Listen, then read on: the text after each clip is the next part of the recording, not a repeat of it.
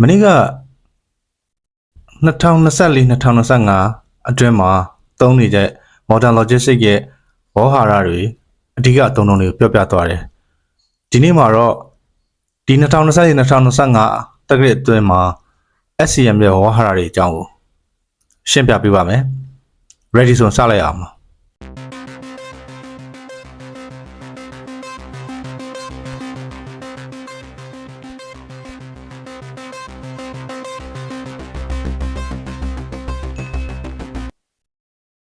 ဒုတိယတစ်ခုထပ်သွားမယ် Supply Chain Management Vocabulary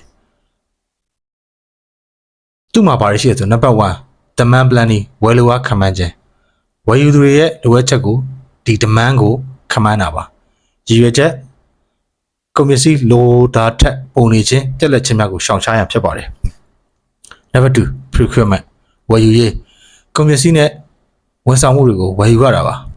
ရည်ရွယ်ချက်ကဘာလဲဆိုတော့ကုန်ကျစရိတ်လျှော့ချရန်နဲ့ပေးသွင်းသူ supplier အရေးတွေကောင်းမွန်စေရန်ရည်ရွယ်ပါတယ်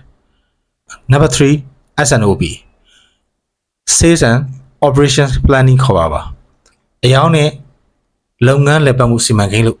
ဒီလိုအဓိပ္ပာယ်ရပါတယ်အယောင်းလုပ်ငန်းတွေကိုလည်ပတ်မှုနဲ့ဗဏ္ဍာရေးပိုင်းမှကိုညှိနှိုင်းဆောင်ရွက်ခြင်းကိုခေါ်တာပါသူရဲ့ရည်ရွယ်ချက်ထုတ်လုပ်မှုနဲ့ကုန်လက်ကျန်ကိုမျှတမှုရှိစေရန်ရည်ရွယ်ပါတယ် Number 4 Supply Chain Visibility ထောက်ပံ့ကွင်းဆက်မြင်တောင်ထင်တောင်ရှိမှုလို့အဓိပ္ပာယ်ရပါတယ်ကုန်ပစ္စည်းတွေနဲ့လုပ်ငန်းစဉ်တွေကိုအချိန်နဲ့တပြေးညီ real time ချဲ့ခံခြင်းမှာသူရဲ့ရည်ရွယ်ချက်ကဆုံးဖြတ်ချက်မြန်ဆန်စေရန်နဲ့ပွင့်လင်းမြင်သာမှုရှိစေရမှာ Number 5 Sustainability တနည်း Green Supply Chain ရေရှည်တည်တဲ့ထောက်ပံ့မှုကွင်းဆက်လို့အဓိပ္ပာယ်ရပါတယ်ကာဗွန်ထုတ်လွှတ်မှုလျှော့ချခြင်းသဘာဝပတ်ဝန်းကျင်နဲ့သဟဇာတဖြစ်သောထောက်ပံ့မှုစနစ်ဒါမျိုးခေါ်တာပါသူရဲ့ရည်ရွယ်ချက်က ESG လို့ခေါ်တဲ့ပတ်ဝန်းကျင်လူမှုစီမံအုပ်ချုပ်မှုစီမံစည်းကမ်းတွေကိုကိုက်ညီစေရန်ကိုရည်ရွယ်တာပါ Number 6 Risk Management အန္တရာယ်စီမံခန့်ခွဲမှုပါ Supply Chain ပြတ်တောက်မှုများကိုကာကွယ်ခြင်းလို့အဓိပ္ပာယ်ရပါတယ်သူရဲ့ရည်ရွယ်ချက်ကလုပ်ငန်းစဉ်မပြတ်တောက်စေရန်ကြံ့ကြံ့ခံနိုင်တဲ့ရှိစေရန်ရည်ရွယ်တာပါ Number 7 Digital Supply Chain Digital ထောက်ပံ့မှုကွင်းဆက်လို့အဓိပ္ပာယ်ရပါတယ်သူက LOD RFID WMS TMS စတဲ့ဒီ ERP စနစ်တွေကိုအလိုလျောက်စနစ်တွေကိုအသုံးပြုခြင်းခေါ်တာပါသူရဲ့ရည်ရွယ်ချက်က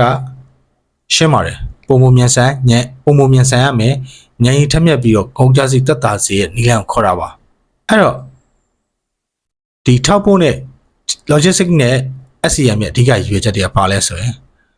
logistics ရဲ့အဓိကရည်ရွယ်ချက်တွေကိုကျွန်တော်ရှင်းပြပါမယ် logistics အဓိကရည်ရွယ်ချက်က increase diversity speed လို့ခေါ်တဲ့ပို့ဆောင်မှုမြန်ဆန်စေရန် Number 2 reduce transportation and warehouse costs ဖြစ်တဲ့တည်ယူပို့ဆောင်ရတဲ့ကိုယ်တော်ဈေးလျှော့ချရန် Number 3 reduce damage and loss ဖြစ်ပါတယ်ပျက်စီးဆုံးရှုံးမှုကိုလျှော့ချရန်လို့အဓိပ္ပာယ်ရပါတယ် Number 4 improve warehouse plus transport efficiency လို့ခေါ်ပါတယ်ကိုယ်တော်နဲ့တည်ယူပို့ဆောင်ရေးစွမ်းဆောင်ရေးမြင့်တင်ပြီးဖို့ရွေးပါတယ်နောက်ဆုံးပိတ်ချက် maximize customer satisfaction မှာဝယ်ယူသူစိတ်ကျဉ်တဲ့အမြင်တရားရှိစေဖြစ်ပါတယ်ဒါတွေက logistics ရဲ့ objective တွေပါနောက်တစ်ခု supply chain management ရဲ့ရည်ရွယ်ချက်တွေ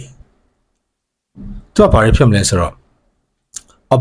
optimize the entire supply chain လို့ခေါ်တဲ့ထောက်ပို့ကွင်းဆက်တစ်ခုလုံးကိုအကောင်းဆုံးဖြစ်အောင်လှုပ်ဆောင်တာပါထောက်ပို့ကွင်းဆက်တစ်ခုလုံးဆိုတော့က supplier နဲ့ customer ထိရောက်တဲ့ထောက်ပို့ကွင်းဆက်တစ်ခုလုံးခေါ်တာပါ Number 2ကုန်ကျစရိတ်အချိန်နဲ့အရေးတွေကိုမျှတအောင်ထိန်းချုပ်ခြင်းဆိုတဲ့အဓိပ္ပာယ်ဖြစ်တဲ့ cost balance time quantity ကိုခေါ်တာပါ Number 3 achieve competitive advantage ဆိုခေါ်တဲ့ရှင်ပြိုင်မှုအားသာချက်ရရှိစေရန်ကိုရည်ရွယ်ပါတယ် Number 4 reduce risks and disparitions လို့ခေါ်တဲ့အန္တရာယ်နဲ့ပြတ်တောက်မှုတွေကိုလျှော့ချဖို့ပါနောက်ဆုံးတစ်ခုကဘာလဲဆိုတော့ with long term supplier collaboration လို့ခေါ်တဲ့ကုန်ကျန်းပေးသွင်းသူနဲ့ရေရှည်လက်တွဲမှုတည်ဆောက်ရအောင်ခေါ်တာပါဒါကတော့ Modern XCM ရဲ့ဝေါ်ဟာရနဲ့အဓိကအသုံးအနှုန်းတွေပါ2024-2025ရဲ့နောက်ဆုံးပေါ်စံချိန်စံညွှန်းတွေဖြစ်တဲ့ဒီ SCM logistics နဲ့ပတ်သက်တာတွေကို short video လေးတစ်ခုနဲ့ထပ်တင်ပေးသွားပါဦးမယ်စိတ်ပါဝင်စားစွာကျွန်တော် video တွေကိုစောင့်ကြည့်ပေးပါအောင်အားလုံးကိုကျေးဇူးတင်ပါတယ်နောက် video တွေမှာထပ်မံဆုံတွေ့ပါမယ်